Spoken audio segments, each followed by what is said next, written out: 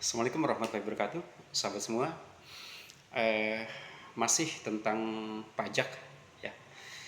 Jadi ada laporan dari Institute for Development of Economics and Finance atau INDEF yang mengungkapkan bahwa dampak mengerikan dari kenaikan pajak sebesar 12%, ya, itu amat sangat mengerikan, ya, terhadap eh, perekonomian bangsa Indonesia. Bahkan eh, Ketua Forum Dokter Muslim Peduli Bangsa, yaitu Dr. Ahmad Sastra, menilai bahwa rencana tentang kenaikan ini itu merupakan bukti bahwa sistem politik demokrasi itu tidak pro kepada rakyat. Ya. Masih menurut Dr. Ahmad Sastra, ya, bahwa rakyat sebenarnya itu tidak suka dengan pajak, apalagi pajak pertambahan nilai atau PPN ini. Bukankah hal ini sama saja dengan menambah beban rakyat? Ya. Sementara kita semua pahami bahwa rakyat itu butuh kestabilan ekonomi berupa distribusi yang merata kepada seluruh lapisan masyarakat.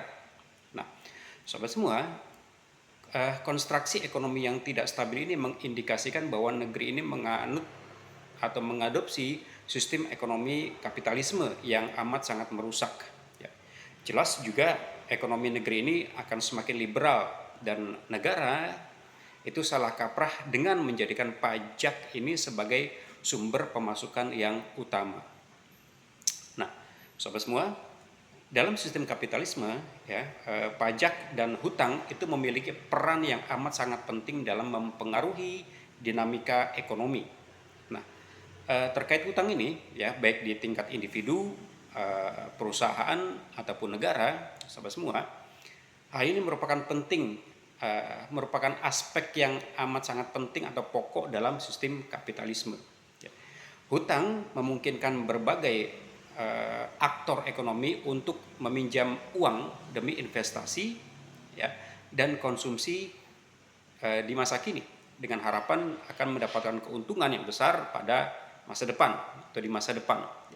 Nah, sahabat semua, sebuah negara yang mengadopsi sistem sekuler kapitalisme ini, ya, itu sering mengambil hutang luar negeri, ya, untuk membiayai defisit anggaran yang terjadi di dalam negeri. Seperti misalnya untuk pembangunan proyek infrastruktur, pendidikan atau kesehatan. Nah, hutang pemerintah ini, ya, akan membantu memfasilitasi pertumbuhan ekonomi. Tetapi sampai semua, akumulasi hutang yang terlalu besar itu dapat menimbulkan resiko terhadap stabilitas ekonomi sebuah negara. Nah, sahabat semua, sistem ekonomi Islam itu memiliki prinsip yang jauh amat sangat berbeda dengan sistem kapitalisme, ya, terutama terkait dengan pajak dan hutang. Islam atau sistem Islam menekankan pada keadilan sosial, distribusi kekayaan, dan menolak terhadap praktek-praktek riba. Islam memiliki mekanisme keuangan yang khas, yaitu melalui zakat, usur, kharaj, dan sumber lainnya yang sifatnya itu berbeda dengan pajak konvensional, di mana pajak konvensional ini bentuk-bentuk pendapatannya itu sudah cukup untuk mendanai kebutuhan negara. Pemerintah Islam itu lebih mengandalkan kepada zakat, kharaj, dan jizyah untuk membiayai perekonomian negara.